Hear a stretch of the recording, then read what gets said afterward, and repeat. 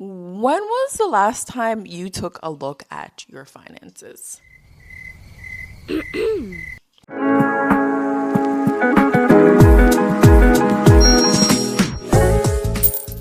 You might be keeping yourself broke and you probably don't even realize it. If you ever struggled with money, it's probably because of one of these reasons that I'm going to list for you right now. You treat money as a burden.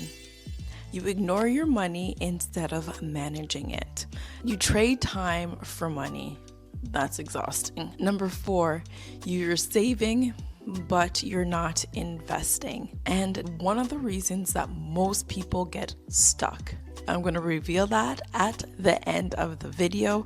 So as always, if you want to ride with me within my M3 community, where we unlock our limited beliefs so we can become financially free. Let's begin the video. You treat money as a burden. Money stresses you out. Maybe you grow up hearing, we don't have enough, we can't afford this. Making money is hard. I get it. We've all experienced this. And on top of that, every time you pay a bill or you check your bank account, you get this awful feeling in your stomach. But here is the truth. Money isn't your enemy. It's a tool. And the more you learn how to use this tool, the better your life becomes. The next time you start to stress out or feel like money is a burden, money is just energy. The better I handle it, the more useful it is. These simple affirmations can reprogram your subconscious mind. You have a better feeling about money instead of stressing about it. And if you want to know how you could switch a negative mindset to a positive mindset, go ahead and download your free worksheet that highlights the top 5 common phrases and what affirmations so you feel better and you act better and therefore you attract more money.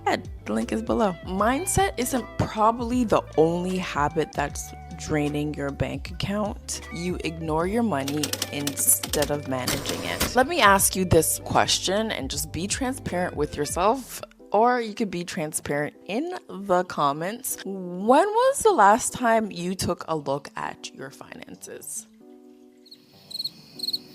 Seriously, ignoring your money won't make anything better. In fact, it keeps you stuck. If you're avoiding your money, looking at your bank account or looking at your statements, I get it. I had to personally do this with myself, is get comfortable with the numbers in your bank account, regardless what they look like. Because once you get comfortable with them, you won't have that sinking feeling of, oh no. You gotta get comfortable with those numbers. Even if you see your credit card and you have $1,000 on your credit card, get comfortable, get motivated to pay it off. The more you face your finances, the more control you take back with money and in terms of how you feel towards it and the emotions you are invoking with money. When you start to be intentional with your money, you'll realize that one paycheck that you're getting bi-weekly will never make you rich. And this brings us, you trade your time for money instead of building income streams. If your only source is your paycheck, I live in Toronto, Canada, where inflation is so high and we're currently having a situation with the States. The cost of living can be challenging here. If you do not have other sorts of income streams coming in. I actually know one homegirl, she actually has 3 jobs. I never see her, only on birthdays and holidays, because she is constantly working to make ends meet. But there is such an easier way to make even 10 times more money that she does in a week using less effort. I think this is called the 60-40 rule. It's exhausting to think that you need another job, another source of income on your own, but you could change this. Ask yourself, how can I make money in my sleep? Offering digital products, especially free digital products, plug in here if you want to download your free negative versus positive mindset shifts. sheet. The link is in the description below. Your money should be working for you all the time with less of your energy.